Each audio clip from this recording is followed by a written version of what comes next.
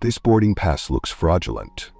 The words weren't shouted, but they carried across the first-class boarding area like a gunshot, attaching themselves to Naomi Harris as effectively as if someone had pinned a scarlet letter to her chest. Heads turned, brows furrowed, a ripple of suspicion passed through the travelers lined up behind her, their eyes narrowing in judgment, their phones subtly rising in anticipation of a scene. Naomi stood motionless, the boarding pass still extended politely toward the gate agent, her face unreadable. In that instant, she knew exactly what was happening. She had lived too long, fought too hard, climbed too many walls to mistake it for anything else. The judgment wasn't about her ticket. It wasn't about paperwork. It was about her. If you believe that no one should be judged by the color of their skin, when all they want is to board their flight in peace, stand with us. Comment "Justice for Naomi" below, and hit that subscribe button to hear stories where truth and dignity rise above prejudice. Because what happened next would turn the entire airline upside down. And you won't want to miss a second of it.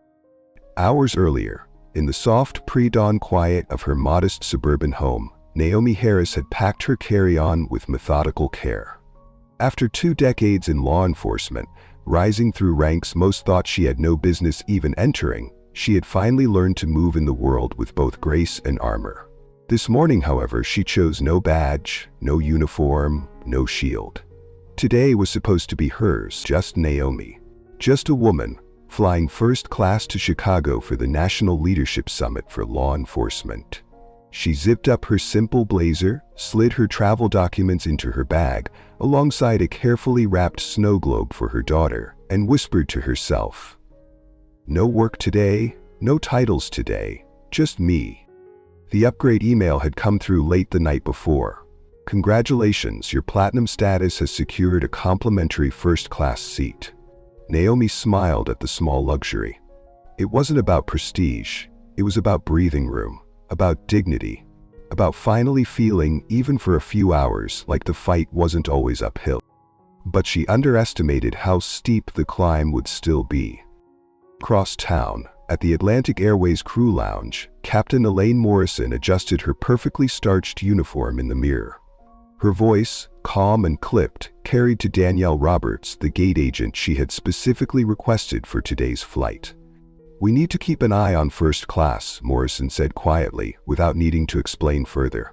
"The airline's letting in all kinds." Danielle smiled thinly. "Understood."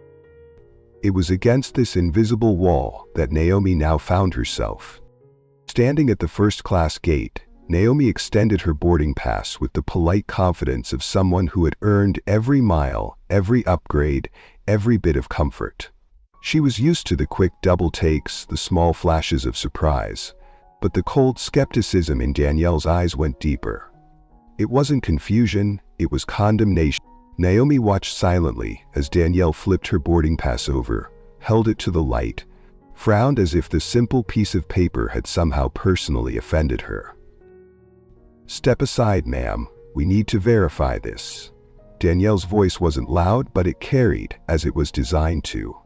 The nearby passengers leaned closer, subtle movements of curiosity sharpened by centuries of social conditioning.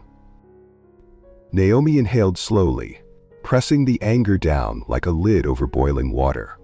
She handed over her ID without a word, her movements calm, deliberate, dignified. She wouldn't feed the narrative they wanted. She wouldn't become the angry black woman disrupting the flow of polite society. Not today. Danielle tapped keys with exaggerated slowness. The minutes dragged. White passengers behind Naomi breezed through with cursory scans and cheerful "have a nice flight" send-offs. Naomi remained rooted to the spot, a living obstacle branded by suspicion. Captain Morrison stood a few feet away, pretending to study the departure board but keeping Naomi in her peripheral vision, satisfaction radiating from her polished stance. After what felt like an hour compressed into 10 minutes, Danielle summoned Alex Park, the shift supervisor. He approached with weary professionalism, scanning Naomi's record in the system. "First-class ticket, platinum frequent flyer, confirmed and paid weeks ago." "She's clear," Alex said, loud enough for those gathered to hear.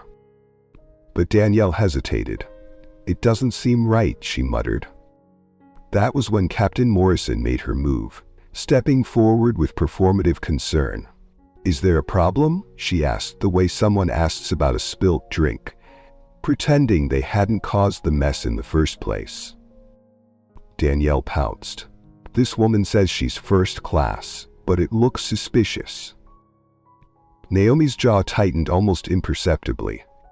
"I have a confirmed first-class seat, 2A, she said, keeping her voice low and even. Captain Morrison took the boarding pass from Alex without so much as an apology. She looked Naomi up and down as if the mere sight of her was offensive. "And how did you obtain this seat?" she demanded. Naomi looked her directly in the eye. "I bought it, like every other passenger here." "Fraud is common," Morrison said, her voice rising enough to draw fresh stares from the surrounding crowd. Naomi stood taller. She would not shrink, she would not explain her existence. After yet another round of unnecessary verification, after even more passengers passed her by with glances that mingled suspicion and pity, Naomi was finally waved through. No apology, no acknowledgement of the manufactured indignity. But as Naomi walked the long jet bridge toward the plane, she felt it. This wasn't over. Captain Morrison's gaze burned between her shoulder blades like a brand. The real fight hadn't even begun. The jet bridge felt longer than usual, each step heavy with the weight of silent accusations Naomi Harris refused to acknowledge. She kept her head high, her stride even, refusing to let the residue of manufactured suspicion cling to her spirit.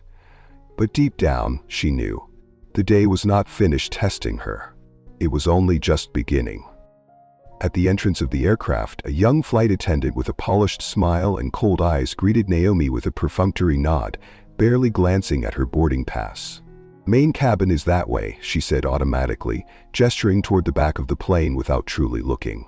Naomi didn't flinch. Calmly she corrected, "I'm in 2A. The attendant blinked, her professional mask cracking for a fraction of a second before she forced her smile wider, murmuring, "But the slip had already happened." Naomi had seen it. The assumption had been made the instant she stepped on board. Another person who didn't belong where she was going.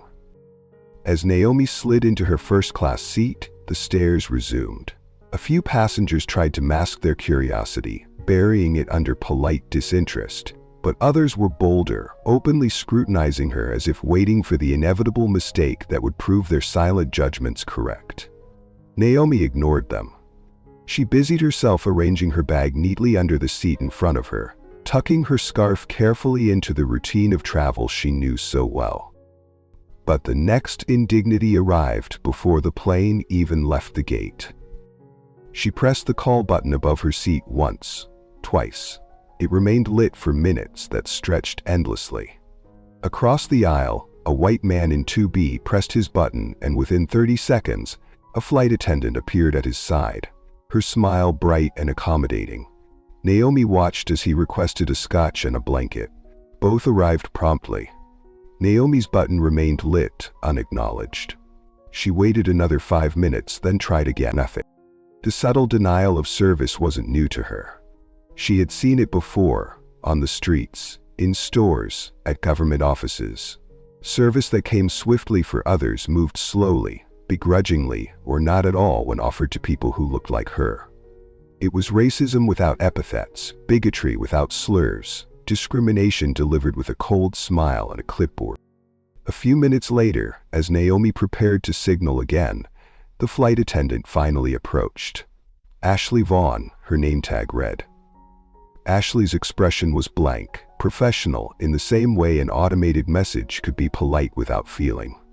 "Can I help you?" she asked, her voice tight. Naomi said evenly, "I'd like a bottle of water, please." Ashley nodded but didn't move immediately. Instead, she turned and served 3 other passengers first, all of whom had requested their drinks after Naomi. When the water finally arrived, it was set down without a word. almost dropped onto the tray table with just enough force to slosh against the sides of the bottle. Naomi murmured, "Thank you." Her voice calm, her expression unreadable. She refused to let them turn her into the problem. The plane taxied onto the runway, and Naomi leaned back into her seat, observing without reacting. Captain Morrison's voice crackled over the intercom, welcoming passengers, highlighting the crew's commitment to exceptional service. Naomi smiled wryly at the irony, her eyes drifting to where Morrison's form was just visible through the cockpit window. The next blow came after takeoff, subtle and wrapped in professionalism. Ashley moved down the first-class aisle with a basket of hot towels, offering them to passengers in 1A, 1B, 2B, 3A, 3B, but skipped 2A without so much as a glance. Naomi didn't bother pressing the button again. She made a note on her phone instead, a quiet digital ledger of every slight, every omission, every denial, time-stamped and detailed with the precision of she hadn't expected to need her professional instincts on a simple flight to Chicago. But years in uniform had taught her, always document, always be ready. The meal service provided another opportunity for erasure. Ashley approached the rows with a warm smile for others, suggesting the special, recommending the wine pairings, laughing lightly at passengers' jokes. When she reached Naomi's row, the smile disappeared. "Chicken or pasta?" she asked, her tone flat. No mention of the dish details, no polite banter, no offer to explain. Naomi requested the chicken, which arrived dry and cold, compared to the artfully plated meals distributed to passengers around her.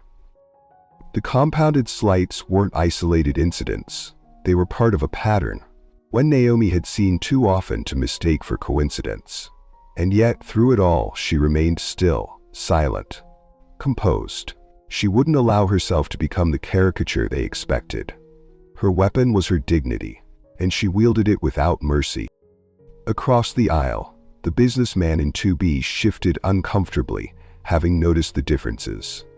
He glanced at Naomi once, as if debating whether to say something, then looked away, guilt flickering across his face. Silence, after all, was easier. Naomi returned her gaze to the window, the endless stretch of clouds mirroring the blankness she maintained on her face.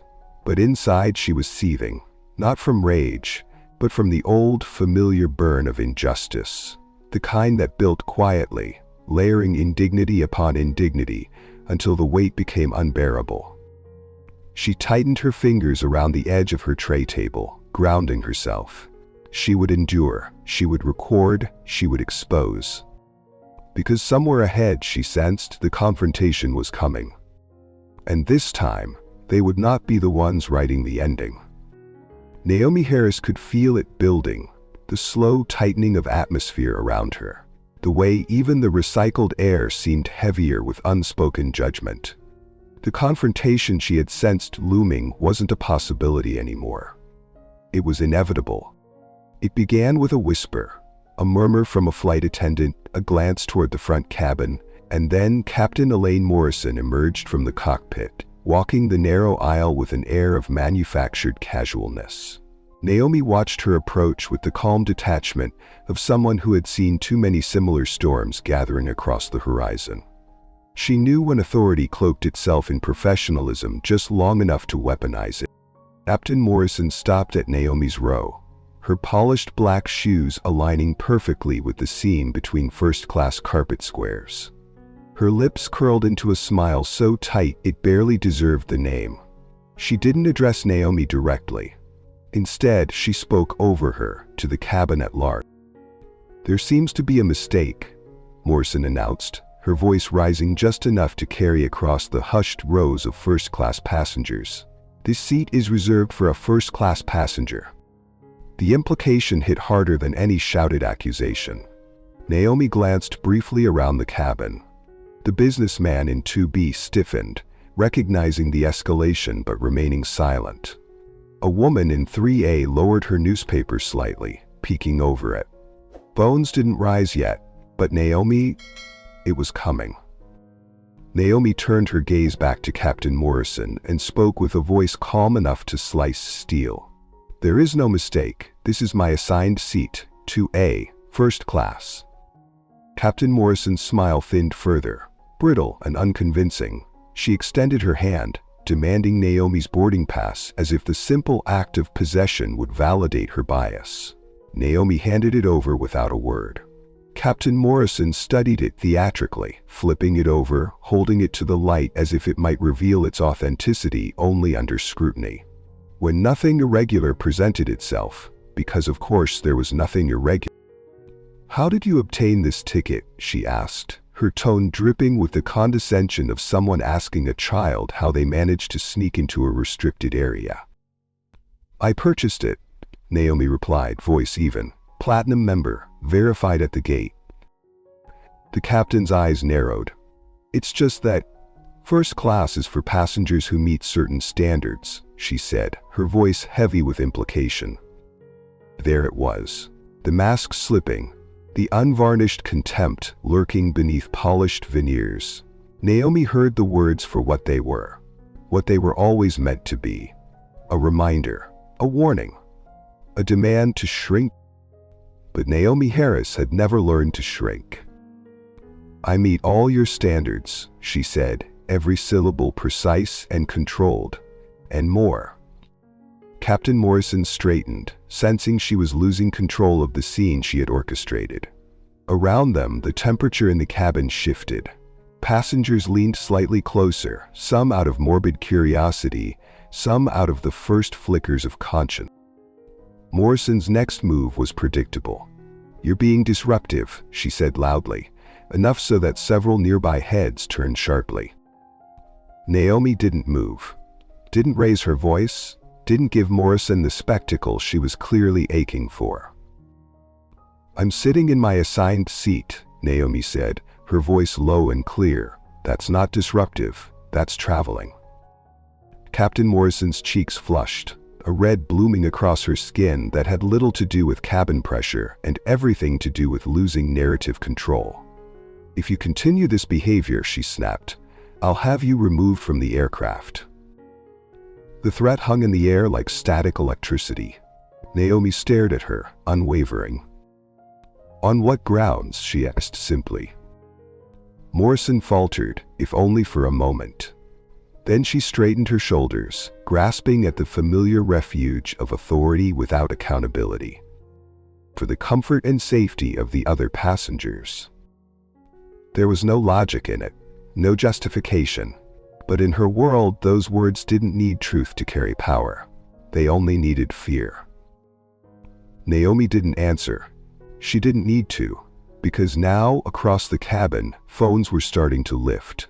Quietly, subtly, but unmistakably. Passengers had seen enough. The businessman in 2B cleared his throat as if about to speak, then hesitated. The woman in 3A put her newspaper down entirely, her mouth tight with something approaching anger. The tide was turning. Captain Morrison must have sensed it too. Her mouth opened to order Naomi off the plane perhaps, or to escalate further, but she never got the chance. Because Naomi Harris, slow and deliberate, reached into the inner pocket of her blazer. Not sudden, not threatening, but unmistakable. Captain Morrison's eyes widened, assumptions clicking into place faster than reason could stop them. And in a flash of reflective fear masked as authority, she made her move. But what Naomi pulled from her pocket wasn't a weapon. It was something far more powerful. And the next few seconds would define not only the rest of the flight, but the careers of everyone involved. Captain Elaine Morrison's instincts betrayed her faster than her training could intervene. As Naomi Harris reached calmly into her blazer, Morrison reacted, not with reason, not with professionalism, but with a raw, ugly reflex born of years of unchecked authority and unspoken prejudice. In a movement swift and shocking, Naomi crossed the stunned first-class cabin like a gunshot. The entire cabin froze. For a moment, it was as if time had been suspended in midair. Naomi's head jerked slightly with the impact, but her composure remained unbroken, her body rigid with disbelief and restrained fury. Gasps erupted from nearby passengers. Someone dropped a drink, someone else fumbled their phone, the clatter loud in the silence. "Restrain her!" "For a weapon," Morrison shouted, her voice panicked, high-pitched, desperate. She turned to the flight attendants rushing forward, pointing at Naomi as if trying to will a threat into existence. "Restrain her, for the safety of the aircraft." But even in the chaos, the truth was undeniable. Naomi's hands were empty, resting calmly in her lap. No sudden movements, no threat. Only the quiet, devastating power of a woman who had been preparing for this moment her entire life. The businessman in 2B rose partially from his seat. "That's not true," he shouted, voice trembling with indignation. "She wasn't reaching for anything, she was calm. I saw the whole thing." Others murmured agreement, emboldened by his courage. Phones tilted higher now, recording openly. Passengers who had been silent witnesses were suddenly galvanized into documenting the abuse unfolding in real time. Naomi didn't flinch. She didn't argue. She didn't defend herself. Instead, with excruciating deliberateness, she completed the motion Morrison had interrupted. From the inner pocket of her blazer, Naomi withdrew not a weapon, but a badge, polished, gleaming under the cabin lights, unmistakable in its authority. She held it up between two fingers, letting the gold reflect across Morrison's paling face.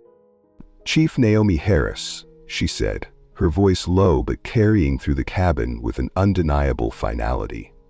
"Metropolitan Police Department, badge number 1472. Acting under federal jurisdiction." The silence was absolute.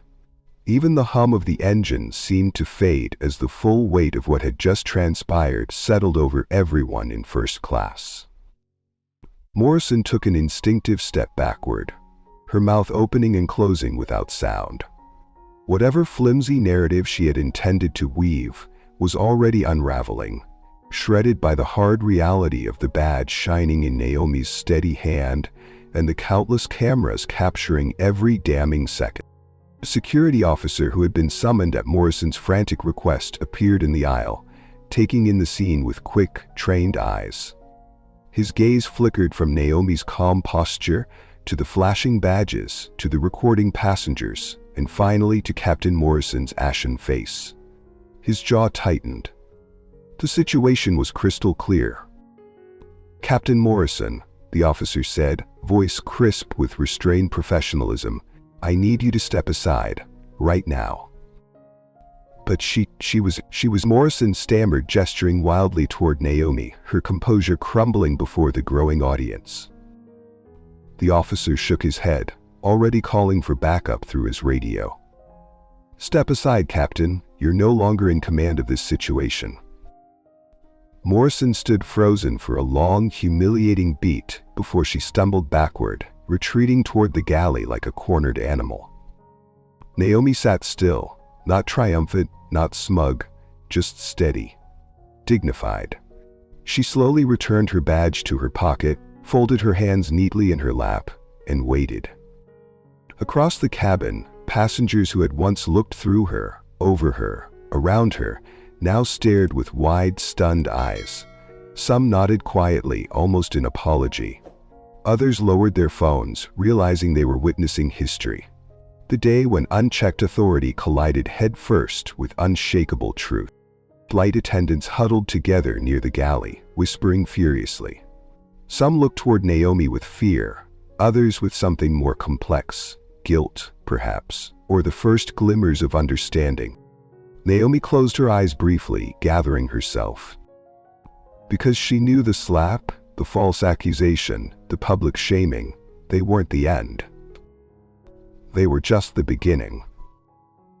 The real reckoning was waiting at the next gate.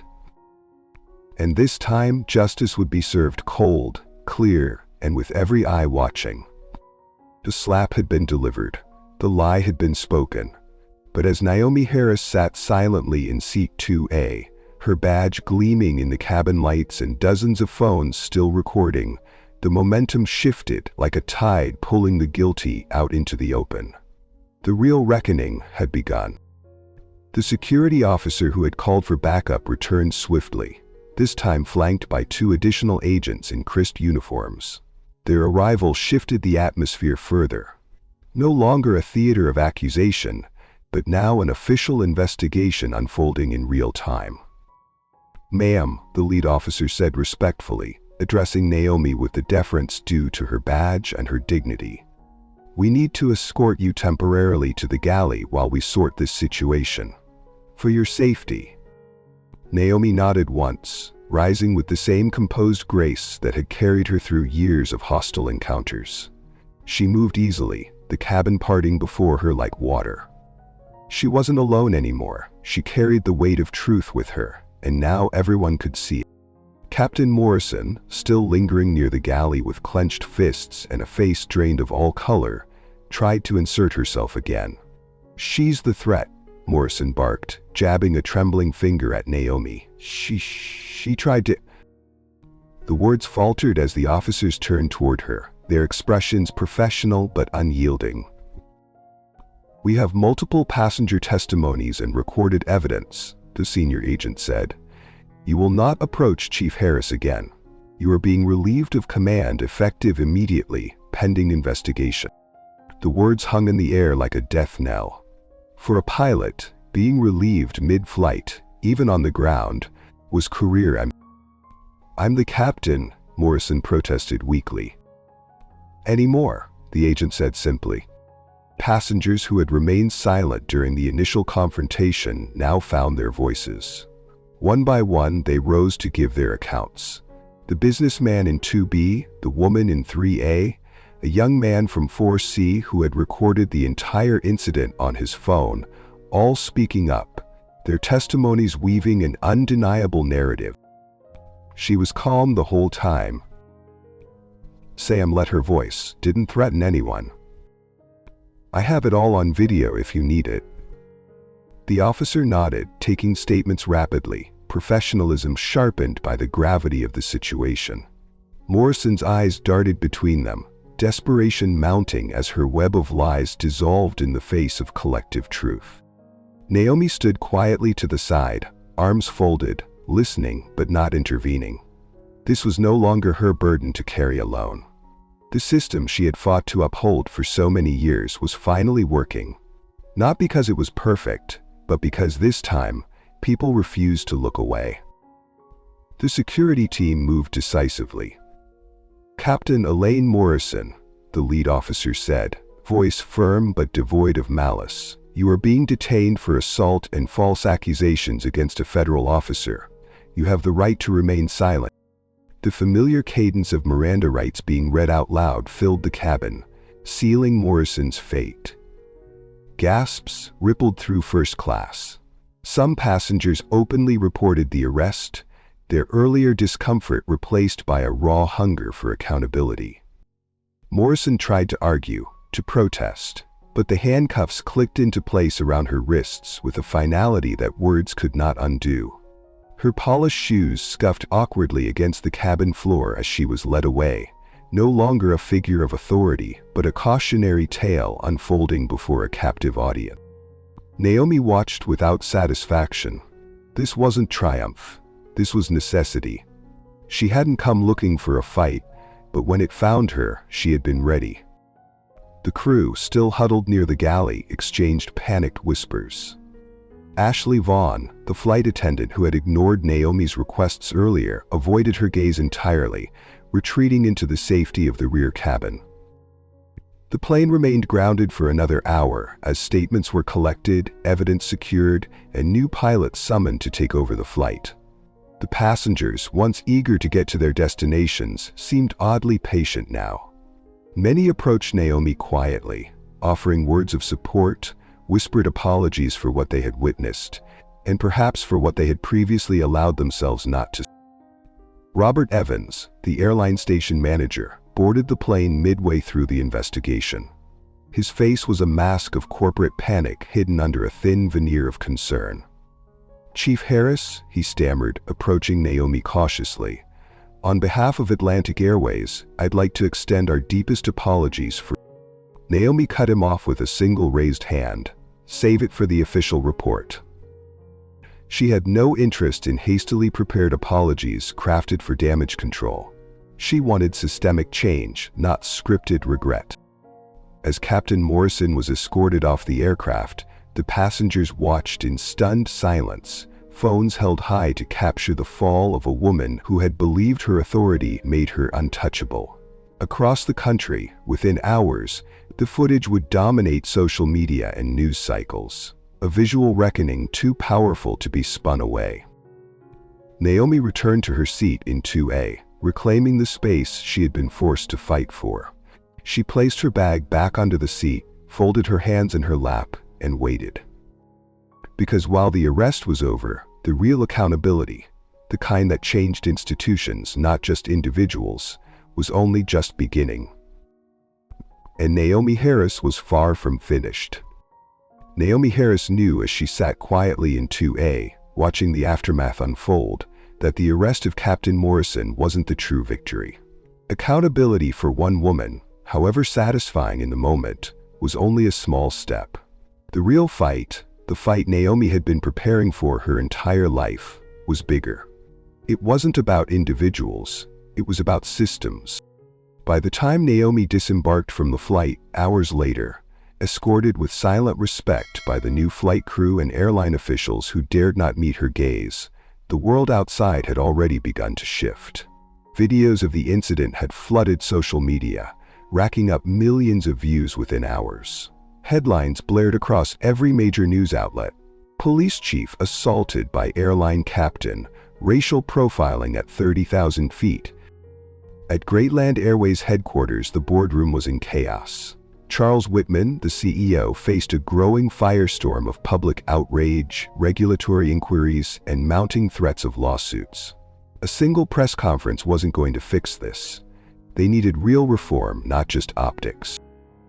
And so they turned to the only person who could guide them through the storm, the woman whose dignity and strength had exposed the rot they had long ignored. Naomi Harris didn't hesitate when the call came. She made it clear from the beginning, she wasn't interested in apologies. She wasn't interested in settlements that came with non-disclosure agreements. She wasn't interested in cosmetic reforms designed to polish a broken system. "I'm here to rebuild," Naomi said simply, sitting at the head of the long mahogany table facing a sea of pale, nervous executives. Not to paint over cracks, to tear out the rot. Her terms were non-negotiable. First, a complete overhaul of Greatland Airways' internal training programs. Every employee, from top executives to part-time janitors, would undergo intensive anti-bias education.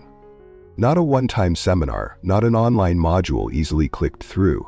A mandatory multi-stage program designed in collaboration with civil rights leaders, mental health professionals, and law enforcement specialists trained in de-escalation and cultural competence. Second, a new complaint system would be implemented, one that allowed passengers and employees alike to report discrimination anonymously and securely, with real consequences for those who violated policy. No more disappearing reports, no more quiet. Third, Naomi demanded transparency. Quarterly public reports detailing the number and outcomes of discrimination claims. Promotions tied not just to customer satisfaction scores, but to demonstrated leadership in diversity, equity, and inclusion. Names, numbers, accountability. Whitman and his executive team, facing stock price plummets and public boycotts, agreed to everything. They had no choice. But somewhere between desperation and genuine reflection, they began to see the wisdom in Naomi's demands. And Naomi didn't stop at Greatland Airways. Using the momentum from the viral story, she spearheaded an industry-wide task force. Airlines that wished to continue partnerships with federal agencies would be required to meet new diversity compliance standards. She lobbied transportation authorities, testified before congressional panels, and appeared in news interviews, not as a victim, but as an architect of change. Within 6 months, Greatland Airways became the first major carrier to fully implement Naomi's reforms. Other airlines, watching the positive shift in customer loyalty and public reputation, scrambled to follow. Training centers filled with employees undergoing real, uncomfortable conversations about race, power, and bias. Complaint systems flooded initially, but because people stopped caring, but because behavior genuinely began to change. At the first graduation ceremony of the new Leadership Development Program, specifically created to elevate more diverse voices into senior positions, Naomi stood on stage, addressing a packed auditorium of future captains, flight attendants, ground crew supervisors, and corporate executives. "Authority without accountability is not leadership," Naomi said, her voice ringing clear across the hall. "It's oppression. True leadership means using your power to lift others up, not keep them down."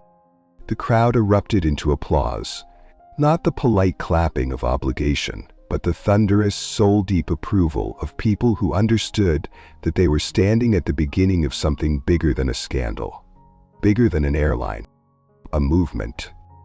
Naomi didn't pretend the work was finished. She knew better.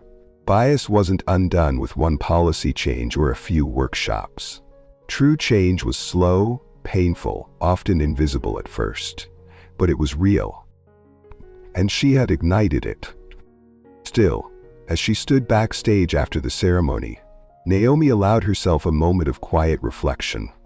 She thought of the slap, the accusation, the long history behind both. And she thought of the future being built, not from rage, but from resilience. But even as she celebrated these victories, Naomi knew there was still one final battle ahead. One that wouldn't just reform the skies, but transform how justice itself was understood. Because the reckoning that began at 30,000 feet wasn't just about one airline, or even one industry. It was about an entire country learning to see. And Naomi Harris was ready to finish what she had started. Naomi Harris understood that while policies could change overnight, real transformation took time. Years, even generations. Yet as she looked around the newly redesigned terminal of Greatland Airways a year later, she knew something profound had shifted. The fight she had ignited from Seat 2A had rippled outward, reshaping not just one airline, but the very culture of an industry once resistant to self-ignition. The signs were everywhere. Where once first-class boarding areas had been silent stages of quiet exclusion, they now bustled with the vibrant, rightful presence of all kinds of travelers.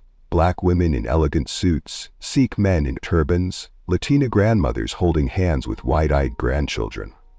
The gate agents, once indifferent or hostile, now greeted every passenger with uniform warmth, eyes meeting eyes without preconception. Naomi stood near Gate 22, unnoticed by most, watching a small but monumental moment unfold. A young black woman, probably no older than 25, approached the first-class lane nervously clutching her boarding pass. The agent, a middle-aged man with silver hair and kind eyes, smiled and waved her forward with the same deference offered to the older white businessmen standing behind her. No second glances, no suspicion. Just service. Naomi felt a lump rise in her throat, but she swallowed it down with a practiced breath. She hadn't fought for applause, she had fought for this, the quiet normalization of dignity.